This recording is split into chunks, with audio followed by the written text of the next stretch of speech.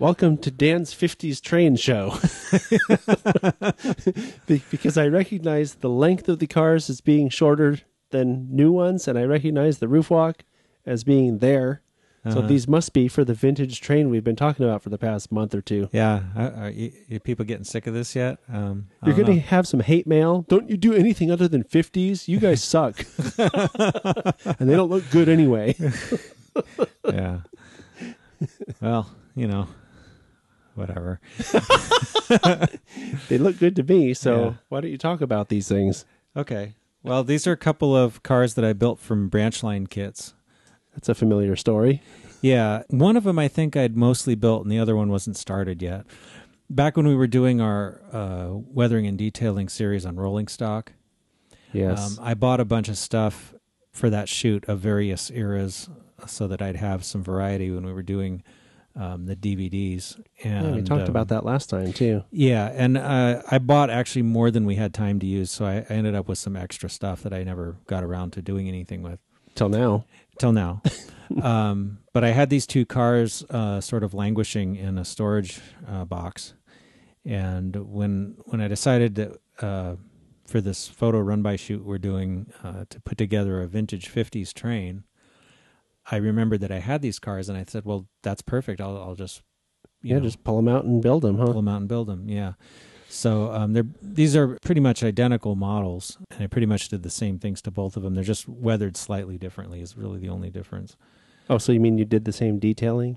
Yeah. Everything about them is the same except for the weathering. Yeah. One of them is slightly dirtier looking than the other. Yeah, that would be the one further away from the camera, sort of to the right. Right. Yeah, I could. Not sure it shows up as much on the camera, but I can see it in real life here that one is definitely a little dirtier looking. So that one probably looks cooler, so we'll take a look at that one. So these cars, like a lot of the cars I've been showing, have separately applied grabs and ladders and pretty good detail.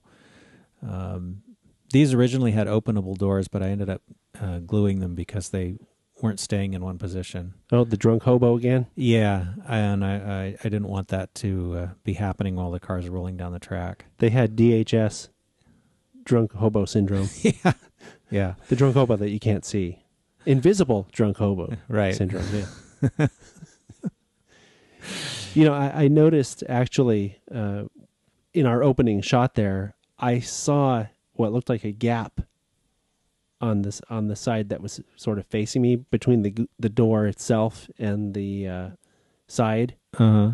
At least it looked like it. It might have just been a shadow. There might be a slight gap. Yeah, it looked like it.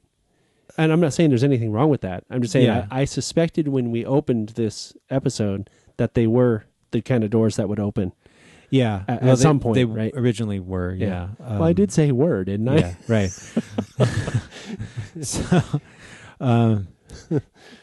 Anyway, I weathered this car with a combination of powders and airbrushing. Yeah. Black powders? Yeah, well, black on the seams. Yeah. And some... On this car, some lighter rust-colored powder to give a little fading between the... Oh, to differentiate between the panels? Yeah. And then some earth-colored airbrushing for dust, on the lower surfaces. And then a little bit of rusting with powders on the roof. My goal with these... Well, one, I did them all very quickly because I had a lot of cars to get through, and I wanted them just to look, good for being photographed in a train. And also I like to work from photos when possible, but with vintage equipment, it's not always possible to find a good photo from the time period. Yeah. Especially if you're talking 50s. I mean, back then, let alone having a camera, having to pay for developing the film would have been right. So most people, expensive. when they took pictures of trains, they took locomotive shots. They didn't, boxcars, I bet back then most of people's photography was in black and white too. A lot of it. So there's a good amount of color, but I mean, it's just the farther back in time you go, the harder it is to find reference photos. Yeah. But anyway, I did that, and I did replace the kit roof walk with a Plano part. Yeah, you like those Plano photo etched roof walks, don't you? Yeah, they're really nice.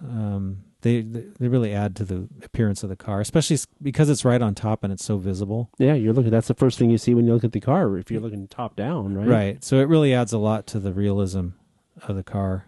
and I fabricated my own corner grabs on the roof walk. I put Kadee scale couplers, and I added the uncoupling levers, and also I changed I think the kits came with air hoses, but I changed these to high-tech details rubber parts. Right. Because the original ones, I think, got broken at some Right, point. which is why you changed to those Which anyway. way I changed it, because the rubber ones don't break so easy. They just bend, which is kind of cool. The brake platform is photo etched also. That comes with the Plano kit. Oh, that's cool. I think I added the metal wheels. I think it had plastic ones. Well, that would be in keeping with what most of your other kits were. Yeah, I'm not sure. Maybe some of the Branchline kits do come with metal wheels, so I may be wrong about that. But I built so many of these in such a short time that it's hard to remember one from the other. Yeah, you got to take notes when you're building these. Yeah. They have metal wheels now. They have metal wheels now. Yeah, that's what They matters. do. And on this car, it looks like I actually glued on the coupler boxes. And the other car, I noticed I screwed them on. After building a few of these, my standard method became to, when I'm building them from kits, is just to use the Kadee coupler boxes and to drill and tap a 256 screw hole. Yeah, I've heard that somewhere before. Screw them on.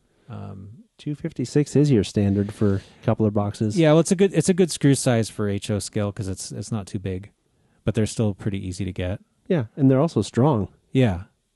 Yeah, well, what the screw does for you really is not so much to keep the coupler from falling onto the ground, but it's to absorb the push and pull when it's in a train. Because if the coupler box is just glued on, it's possible for it to shear off under stress. If you're running a long train. Yeah, especially if you're running a long train up and down grades. Right. There's actually a considerable amount of force on the couplers. So, and you thought you'd never use that physics class, right? Yeah. Well, I didn't do any calculations, but just having the screw through the thing into the car body makes it a lot stronger that way. Right. Well, the concept is there. Right.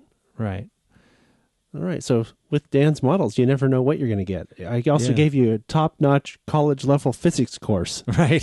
There you go. So you never know what you're going to learn when you're in model railroading. That's what makes it a great hobby. Yeah, they won't be calling me John DeGrasse Tyson anytime soon. No. Yeah. Well, maybe next week. Yeah. And we'll see you then. All right. Bye.